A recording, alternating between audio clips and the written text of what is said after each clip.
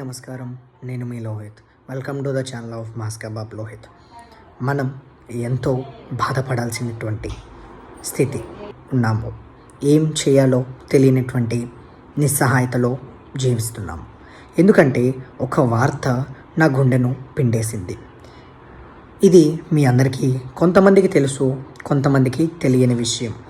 ఏంటంటే మన భారతదేశంలో ఉన్న కాశ్మీర్లో జరిగినటువంటి ఒక దారుణమైన సంఘటన.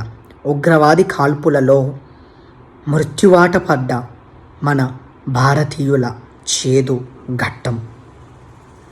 అనేక మంది హిందువులను కాల్చి చంపిన ఉగ్రవాదుల రాక్షసత్వం. India is a greatest country. మన ఇండియాకి కుల మత విభేదాలు లేదు. కుల మత విభేదాలు లేని ఏకైక పుణ్య స్వచ్ఛమైన ప్రదేశం భారతదేశం. మనం ఏ కులమైనా ఏ మతమైనా ఎవరైనా ప్రేమగా ప్రేమిస్తాము, ఆప్యాయంగా పలకరిస్తాము. అది మన భారతదేశం మనకి నేర్పించినటువంటి సంస్కృతి. అది మన భారతదేశం మనకి అందించినటువంటి వారసత్వం. కానీ కాశ్మీర్లో జరిగినటువంటి సంఘటన, ఎంతోమంది కుటుంబాలతో వచ్చి సరదాగా వాళ్ళ జీవితంలో ఒక మంచి మెమరబుల్ మెమరీని క్రియేట్ చేసుకుందాం అనుకున్నారు. బట్ మంచులో ఆనందాలతో తడవాల్సినటువంటి కాశ్మీర్ ఒక్కసారిగా రక్తస్రవంగా మారింది, రక్త ప్రసరాకంగా మారింది. రక్తాలు ధారలులా ప్రవహించాయి. ఎంతోమంది జనాల గుండెల్లో భయాన్ని రగిలించినటువంటి సంఘటన ఇది. యాక్చువల్గా కాశ్మీర్లో జరిగింది. బైసడన్ మెడోస్ అనే ప్రాంతం, అంటే కాశ్మీర్కి 6.5 కిలోమీటర్స్ దూరంలో ఉంది ఈ బైసడన్ మెడోస్. -డిగ్రీల్లో మంచు. ఆ బైసడన్ మెడోస్కి వెళ్ళాలి అంటే 6.5 కిలోమీటర్లు నడకగా వెళ్ళాలి, లేదు అంటే అక్కడున్న లోకల్స్ సహాయంతో అయినా వెళ్ళాలి. అలా ఎంతోమంది టూరిస్టులు ఆనందంగా వెళ్ళారు. అయితే ఐడి కార్డ్ అడిగి చంపిన సంఘటన మనకి తెలిసిన విషయమే. మనం న్యూస్ ఛానల్స్లో, టీవీస్లో చూస్తున్నాము. ఏంటంటే మన Indian navy officer lieutenant Vinay గారిని వాళ్ళ వైఫ్తో హనీమూన్కి వచ్చారు. I mean to say that వాళ్ళకి పెళ్ళయి జస్ట్ 6 days మాత్రమే అవుతుంది. వాళ్ళు ఎంజాయ్ చేద్దాము, ఒక బ్యూటిఫుల్ మెమరీ క్రియేట్ చేసుకుందామని కాశ్మీర్ బైసడన్ మెడోస్కి వచ్చారు. వాళ్ళు అలా అక్కడ ఆ ప్లేస్లో ఉన్న తర్వాత సడన్గా ఒక్కసారిగా ఆర్మీ డ్రెస్లో ఉగ్రవాదులు ఫారెస్ట్లో నుండి వచ్చి ఓపెన్ ఫైరింగ్ స్టార్ట్ చేశారు. వినయ్ గారి దగ్గరికి అప్రోచ్ అయ్యి తన ఐడి కార్డు అడిగారు. వినయ్ గారు ఇచ్చేసరికి ఆయన ప్యాంట్ లాగేసి, ఆయన హిందూనో కాదో తెలుసుకోవడానికి ఆయన ప్యాంట్ లాగేశారు. హిందూ అని తెలిసిన మరుక్షణం బుల్లెట్స్తో ఓపెన్ ఫైరింగ్ స్టార్ట్ చేశారు. అక్కడ ఉన్న వాళ్ళందరినీ అలా షూట్ చేసుకుంటూ వచ్చారు. బాధాకరమైన ఘట్టం ఏంటంటే వాళ్ళందరూ కూడా ఎంతో దూరంలో ఉన్నారు. ఎక్కడ జరుగుతుందో తెలియట్లేదు. కాశ్మీర్ నుండి 6.5 కిలోమీటర్స్ లోపలికి ఆ అడవిలో నుండి వచ్చేసి వాళ్ళు కాల్చారు. చాలామంది ఏమనుకున్నారు అంటే ఇది ఆర్మీ డ్రిల్ అనుకున్నారు. సో దూరం నుంచి చాలామంది చూసి వీడియో ఫుటేజెస్ మనకి ఇన్స్టాస్లో, యూట్యూబ్స్లో, న్యూస్ ఛానల్స్లో అప్లోడ్ చేస్తున్నారు. సో ఆయన అక్కడే షూట్ చేసేశారు. ఆ పిక్ మనం ఇన్స్టాలో చూడొచ్చు, న్యూస్ ఛానల్స్లో చూడొచ్చు. సో ఎంత బాధాకరం, ఎంత మెమరీస్ క్రియేట్ చేసుకుందామని వెళ్ళి ఉంటారు వాళ్ళు. మతం అయితే ఏంటి, ఈ మతం అయితే ఏంటి, ఆ మతం అయితే ఏంటి? మతం మనిషిని ఏమైనా మారుస్తుందా? మార్చదు కదా. మతం అనేది మన ఐడెంటిఫైని మారుస్తుందా? మార్చదు. మనం చేసే మంచి మనల్ని మారుస్తుంది, మనం చేసే సహాయం మనల్ని మారుస్తుంది.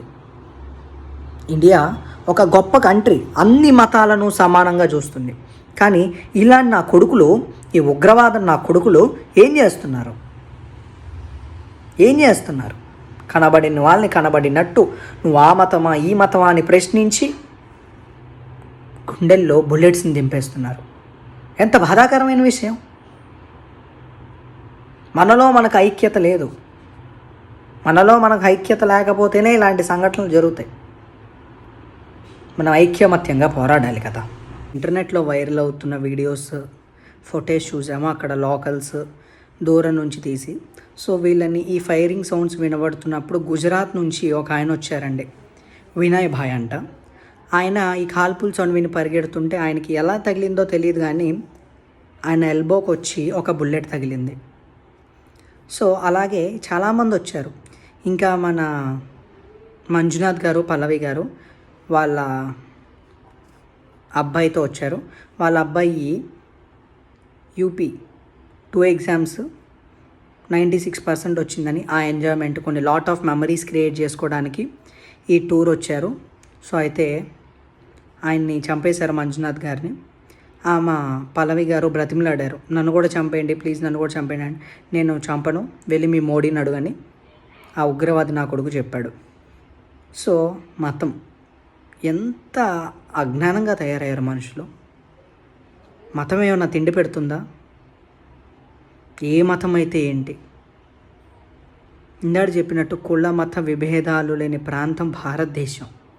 అంత గొప్ప ఉన్నతమైన సంస్కృతి కలిగిన దేశం ఏదైనా ఉందంటే మన భారతదేశం. మూర్ఖులు, అజ్ఞానులు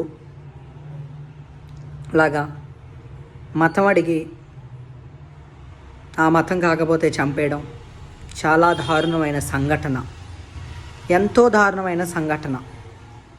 ఎంతమంది ఎంజాయ్స్ చేసుకుందాం, ఒక మంచి beautiful memories life time create చేసుకుందామని వచ్చారు. అలాగే ఎన్ రామచంద్రన్ అనే ఆయన మలయాళీ టూరిస్ట్ అనమాట. ఆయన ఏజ్ దాదాపు 65 years ఉంటుంది. ఒక డే ముందే కాశ్మీర్కి వచ్చారు వాళ్ళ 2 కూతురులతో, మనవరాలతో ట్రిప్ ఎంజాయ్ చేద్దామని. ఆయన్ని కాల్పులకి దూరంగా ఉండి చూశారు. ఇలా ఎంతోమంది బంగ్లాదేశ్లో జరిగింది ఇదే ఇష్యూ. ఎంతకాలం ఈ ఉగ్రవాదం ఎంతకాలం? ఆల్రెడీ మన భారతదేశం కమాండర్స్ వాళ్ళందరూ, మోడీ గారు, అమిత్ షా గారు వాళ్ళందరూ ఆల్రెడీ కాశ్మీర్ వెళ్ళి మీటింగ్ జరిగింది. సో వాళ్ళందరూ ఆ ఉగ్రవాదుల్ని పట్టుకోవాలని ట్రై చేస్తున్నారు. సో యాక్చువల్గా ఇంటెలిజెన్స్ రిపోర్ట్ ప్రకారం ఇది ఈ హాట్ సమ్మర్లో ఆ పాకిస్తాన్ మనల్ని అటాక్ చేస్తుందని ముందే ఇంటెలిజెన్స్ రిపోర్ట్ వచ్చింది. వాళ్ళందరూ అలర్ట్గానే ఉన్నారు. మన ఇండియన్ కమాండర్స్ కానీ, మన సైనికులు కానీ అందరూ ఉన్నారు. బట్ దురదృష్టవశాత్తు ఎక్కడ జరుగుతుందని తెలియలేదు. వాళ్ళు ఈ టూరిస్ట్ ప్లేస్ని టార్గెట్ చేశారు. వాళ్ళు ఇలా టార్గెట్ చేయడానికి మెయిన్ రీజన్ ఏంటంటే, మన కాశ్మీర్లో చాలామంది వచ్చి సెటిల్ అయిపోతున్నారు మన ఇండియన్స్. సో అక్కడ మతం డిఫరెన్స్ అనేది జరుగుతుంది. సో అంటే ముస్లిమ్స్ తక్కువైపోవడం జరుగుతుంది. సో అలా బయట నుంచి వచ్చిన వాళ్ళకి ఇది ఒక వార్నింగ్గా ఈ ఉగ్రవాదులు తెలిపారు. ఈ ఉగ్రవాదులను పట్టుకొని జైల్లో వేసి బుధవారం గుడ్డు, ఆదివారం చికెను, విడి రోజుల్లో సాంబారు ఇలాంటివి పెట్టద్దు. అక్కడికక్కడే ఇలా నా కొడుకుల్ని ఎన్కౌంటర్ చేసేయాలి. మనుషులు ప్రాణాలు తీసే హక్కు ఎవ్వరికీ లేదు. నోట్ దిస్ పాయింట్, ఎవ్వరికీ లేదు. ఏ మతం అయితే ఏంటి, ఏ కులం అయితే ఏంది.